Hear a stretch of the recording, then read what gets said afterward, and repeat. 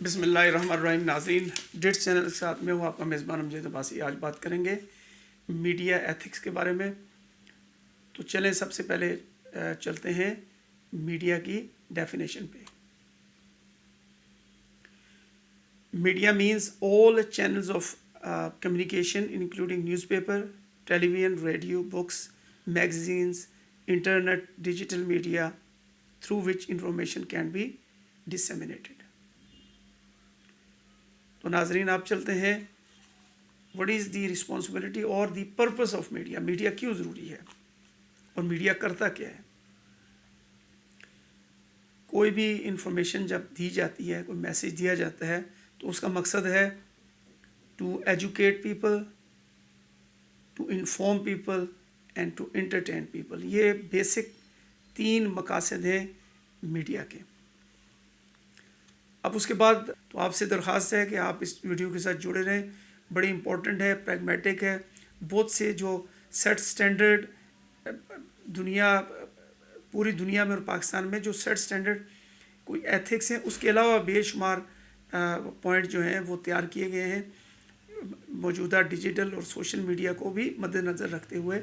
تو لہٰذا آپ اس ویڈیو سے جڑے رہیں, اور آپ سے درخواست یہ ہے کہ چینل پہ نئے ہیں تو اس کو سبسکرائب کریں اور بیل آئیکن کا بٹن پریس کریں تاکہ اس طرح آنے والی معلوماتی ویڈیو آپ کو بر وقت ملتی رہیں. ناظرین آپ دیکھتے ہیں کہ ایتھکس کی ڈیفینیشن کیا ہے.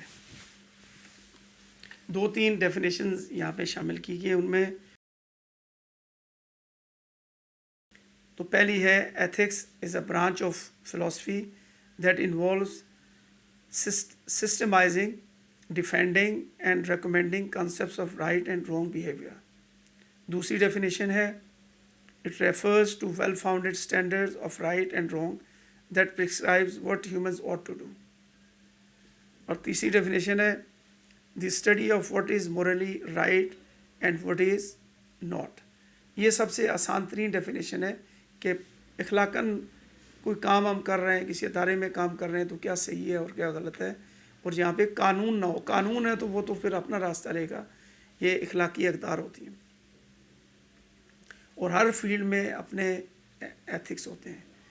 اب یہ ناظرین جو اگلا پوائنٹ ہے وہ ہے as to what is the difference between law and ethics. اب لا کی ڈیفینیشن یہ ہے کہ law is a cognitive process that regulates the social life through the promulgated rules crafted by legitimate authority. قانون جو ہے وہ کسی جمہوری ملک میں جو اسمبلیز ہوتی ہیں, جو الیکٹڈ لوگ ہوتے ہیں, وہ قانون سازی کرتے ہیں اور ان میں ایک سزا متعین کی جاتی ہے. اور اگر لا کی وائلیشن کی جائے گی تو وہ جو عمل ہے, وہ ایکٹ ہے, وہ قابل سزا ہوگا, جبکہ ایتھکس میں سزا نہیں ہے. یہ بیسیکلی ڈفرینس ہے ایتھکس میں اور قانون میں.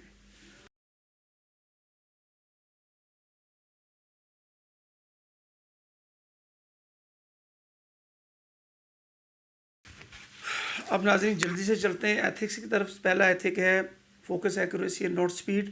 سب سے پہلے سب سے آگے کے چکر میں خبر کی تحقیق نہیں کی جاتی اور خبر بغیر تحقیق کے آگے بھیج دی جاتی ہے, جو بعض اوقات جھوٹی ثابت ہوتی ہے. تو لہٰذا آپ سپیڈ کے بجائے ایکوریسی پہ زیادہ توجہ دیں. یہ آج کل الیکٹرانک میڈیا کی بھرمار اور چینلز کی زیادتی کی وجہ سے ایسا ہوتا ہمیں نظر آتا ہے. دوسرا پوائنٹ ہے امپارشیلٹی.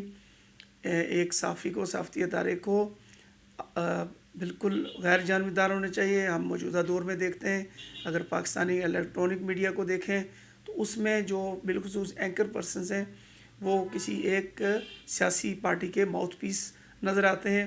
یہ صحافتی اقدار کے خلاف ہے, اور صحافیوں کو غیر جانبدار ہونا چاہیے. اور تیسرا پوائنٹ ہے انڈیپینڈنس. صحافیوں کو آزاد ہونا چاہیے, کسی قسم کا خوف نہیں ہونا چاہیے, چاہے وہ کسی ادارے کی طرف سے ہو, فرد کی طرف سے ہو, یا کسی سیاسی جماعت کی طرف سے ہو. صحافی جو ہے وہ آزادی کے ساتھ ہی اپنی صحافت کریں گے تو صحیح معنوں میں جو صحافت کا مقصد ہے کہ وہ لوگوں کو انفارم کرنا, ایجوکیٹ کرنا, انٹرٹین کرنا, وہ کر سکیں گے. بصورت دیگر ایسا ممکن نہیں ہے. تو اس میں ایک آزادی, معاشی آزادی بھی ہے کہ ایک صحافی کو اپنی جو جو مالی معاملات ہیں اس میں بہت زیادہ احتیاط کی ضرورت ہے.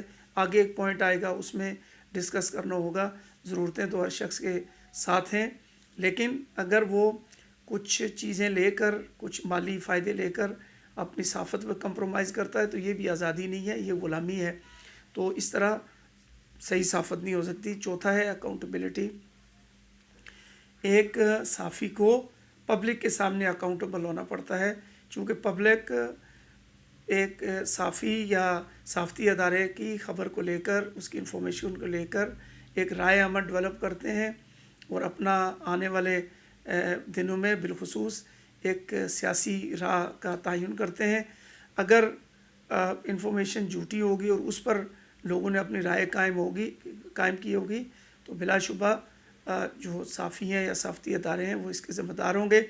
تو جب کبھی کہیں اکاؤنٹیبلٹی ہو تو ان کو اس بات کا یہ مان لینا چاہیے کہ یہ غلطی ان کی طرف سے. جبکہ ہم کورٹ آف لاء میں دیکھتے ہیں ڈیفیمیشن کا کوئی کیس ہو جائے، کوئی جھوٹی خبر کی وجہ سے کسی کی ڈیفیمیشن ہو جائے تو وہاں پر کیس کانٹیسٹ کرتے ہوئے نظر آتے ہیں، بھلے وہ یہ ثابت ہو جائے کہ غلطی کسی صحافتی ادارے یا صحافی کے بیہاف پہ تھی، لیکن کوئی مانتا نہیں ہے. یہ مان لینا چاہیے کہ غلطی ہوئی ہے. 5واں پوائنٹ ہے اگلا کہ only information and not the judgment.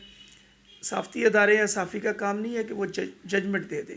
ہم دیکھتے ہیں الیکٹرانک میڈیا میں بھی، میں پاکستان کے ریفرنس سے اس لیے بات کر رہا ہوں کہ ایز اے ٹیسٹ کیس ہم نے پاکستان کا لیا ہے.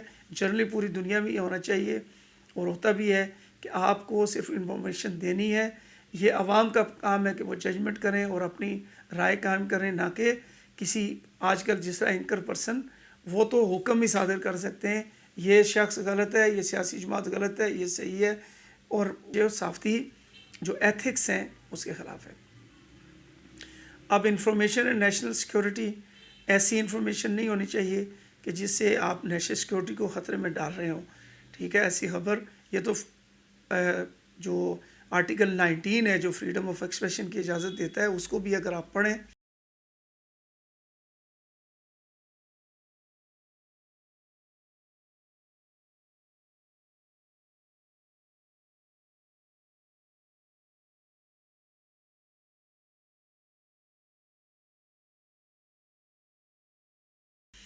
تو اس کا جو دوسرا پارٹ ہے اس میں کچھ ریسٹرکشنز لگائی گئی ہیں. اس میں ایک آ گیا ہے کہ ایسی خبر جو نیشنل سیکیورٹی کو خطرے میں ڈالے وہ آپ نہیں دے سکتے. اس کے علاوہ اگلا پوائنٹ ہے انفارمیشن اینڈ موریلٹی اوبلک ڈیسنسی. ایسی خبر نہیں ہونی چاہیے، انفارمیشن نہیں ہونی چاہیے جو معاشرے اقدار کو نقصان پہنچائے، اس کی ڈیسنسی کو نقصان پہنچائے. ایسی تصاویر جو معاشرے کی اقدار کے خلاف ہوں، بہت زیادہ ننگی تصویریں ہوں، ویڈیوز ہوں، گالم گلوچ والی ویڈیوز ہوں، تو یہ اس سے اجتناب کرنا چاہیے. اگلا ہے کہ ایسی خبر انفارمیشن اینڈ پبلک پیس.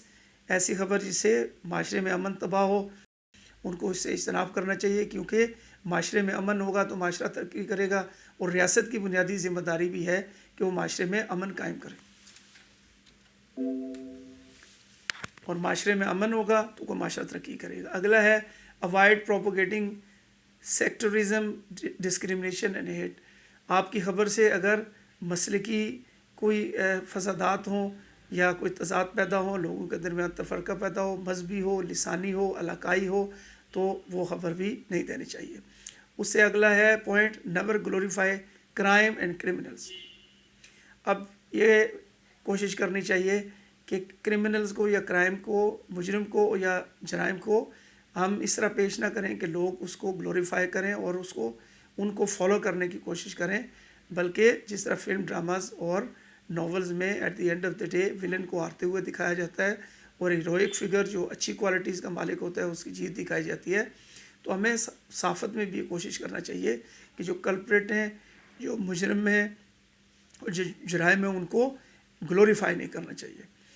اگلا پوائنٹ بڑا امپورٹنٹ ہے کہ کوئی صحافتی ادارہ ہو یا صحافی ہوں، انہیں کسی قسم کے گفٹ، چاہے مکان ہو، پلاٹس ہوں، ایئر ٹکٹس ہوں، ہوٹلز میں رہائش ہو، کھانے ہوں، بچوں کے داخلے ہوں، اسکالرشپس ہوں، وہ ایکسیپٹ نہیں کرنی چاہیے.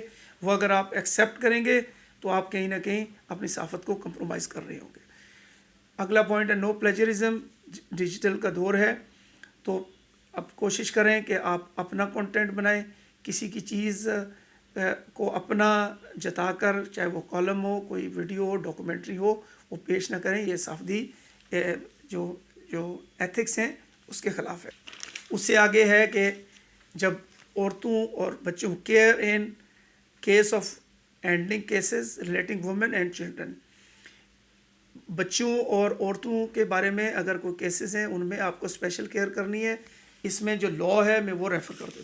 اس میں section 14 press council of Pakistan ordinance 2002 ہے، جس میں کہا گیا ہے کہ اگر جنسی زیادتی یا سنگین جرائم میں عورتوں اور بچوں کی شناخت فوٹوز وغیرہ سے منع کیا گیا ہے. اور بچے کے آپ جب اس کی رپورٹنگ کر رہے ہیں، اس کا انٹرویو لے رہے ہوں، تو آپ میک شور کریں کہ بچے کے ولی سے اجازت لیں اور اس کو بتائیں ولی کو کہ یہ انٹرویو کیوں لیا جا رہا ہے، کہاں استعمال ہوگا. یہ تو خیر کسی بالغ کے کیس میں بھی اسی طرح ہے. اور عورتوں میں معاشرتی اقدار کا خیال رکھتے ہیں، ان کی ویڈیوز آڈیوز اس طرح کی کہ جو ان کی فیملی کو خطرے میں ڈالیں وہ آپ پیش نہیں کر سکتے. اسی طرح اگلا پوائنٹ ہے ethics in court reporting. Court reporting میں منع نہیں ہے، لیکن جب آپ کیس کے درمیان وہ باتیں جو جج صاحب کسی وکیل صاحب سے پوچھ رہے ہوتے ہیں اور کیس کے فیصلے وہ فیصلہ نہیں ہوتا اور نہ وہ کوئی ضروری بات ہوتی ہے، وہ پارٹی سے پوچھتے ہیں مثلا کوئی یہ آپ نے کاغذ نہیں لگائے، یہ کیس کمزور کر دے گا، وہ ہوگا، تو لوگ اپنا اوپینین بنا رہے ہوتے ہیں کہ کیس کا فیصلہ یہ ہونے جا رہا ہے، جبکہ کیس کا فیصلہ کچھ اور ہوتا ہے. تو عوام کا اعتماد کورٹ پر سے اٹھ جاتا ہے، جو ویسے بھی ان دنوں جو کنفلکٹنگ ججمنٹس ہیں ایک ہی لا پوائنٹ پہ سیاسی شخصیات کے خلاف جو ان کے فیصلہ جاتے ہیں، کبھی ایک کے فیور میں ہو رہے ہیں، کبھی دوسرے کے فیور میں ہو رہے ہیں، کبھی ایک کو ریلیف دیا جا رہا ہے، کبھی دوسرے کو دیا جا رہا ہے. تو جو عدالتوں پہ لوگوں کو اعتماد ہے وہ بلا شبہ کام ہے. تو ایسے میں میڈیا کو اپنا رول ادا کرنا ہوگا، بالخصوص رپورٹرز کو، کہ وہ ہر بات رپورٹ نہ کریں اور میڈیا چینلز ہر بات بریکنگ نیوز بنا کے پیش نہ کریں. آنے والے دنوں میں شاید اس بارے میں کوئی قانون سازی بھی ہو کہ کورٹ رپورٹنگ میں آپ کیا رپورٹ کر سکتے ہیں اور کیا نہیں. ہر بات رپورٹ کرنے والی نہیں ہوتی، کوئی فیصلہ ہے تو آپ وہ رپورٹ کریں، عام جو گفتگو ہے اس کو رپورٹ نہیں کرنا چاہیے. اس کے علاوہ اگلا پوائنٹ ہے ڈو ناٹ ایڈٹ اور کٹ. ڈیجیٹل میڈیا کا دور ہے، تو اس میں آپ کوئی چیز جو کہ آپ اس میں اضافہ کر دیں اور بالخصوص اس میں کٹ کر دیں تو یہ صحیح نہیں ہے. آج کل ہم ویڈیوز دیکھ رہے ہیں، کوئی ایک شخص کا دھڑ ہے دوسرے کا سر لگا دیا جاتا ہے. اس میں جو ایسی نیوڈ ویڈیوز بھی آئی ہیں سیاسی لوگوں کے خلاف اور دوسرے مشہور لوگوں کے خلاف، آڈیوز ان میں ٹیمپرنگ کی گئی ہے. ایتھیکلی ایسا جائز نہیں ہے. اور آخری پوائنٹ یہ ہے اور بہت امپورٹنٹ ہے، وہ یہ ہے کہ media trial and pretrial conviction, یعنی کہ خبر کو کچھ اس طرح پیش کرنا بالخصوص فوجداری کیسز میں اور مالی بدعنوانی کے کیسز میں کہ کسی شخص کو آپ مجرم بھی بنا دیں اس سے پہلے کہ ٹرائل ہو اور ثابت ہو. کئی دفعہ بعد میں ٹرائل ہوا، لوگ بری ہو گئے، ثابت ہوا وہ خبر بالکل بے بنیاد تھی، جھوٹی تھی. لہٰذا میڈیا کو ذمہ داری کا ثبوت اور صحافیوں کو، رپورٹرز کو ذمہ داری کا ثبوت دینا چاہیے. آپ کو یہ ویڈیو کیسی لگی اس پہ اپنے کومنٹ دیں.